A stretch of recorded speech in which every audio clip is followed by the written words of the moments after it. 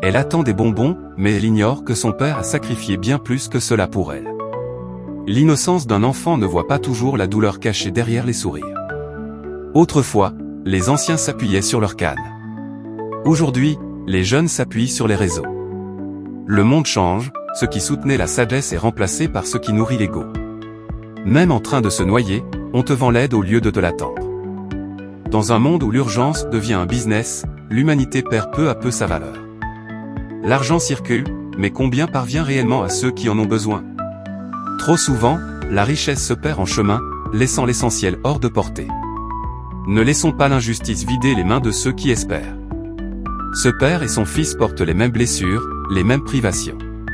Ce que nous transmettons aux générations futures est plus fort que des mots, c'est notre réalité, nos luttes, notre amour.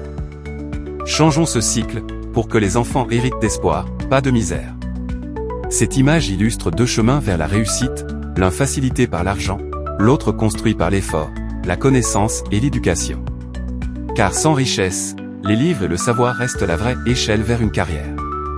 Mais souvent, ce ne sont pas les barrières extérieures qui nous enferment. Ce sont nos propres addictions, alcool, cigarettes, jeux, téléphone. Elles nous tiennent en laisse et nous rendent esclaves. Reprendre le contrôle de ses habitudes, c'est retrouver sa liberté. Il faut prendre soin de ce que la nature nous offre en cadeau. Car même le peu qu'elle nous donne est souvent plus précieux, plus beau que ce que nous espérons. Parfois, nous relâchons des paroles blessantes envers ceux qui se sont sacrifiés pour notre bonheur. Souvenons-nous toujours, un mot gentil peut apaiser l'âme, la nôtre et celle des autres. Pas de motivation.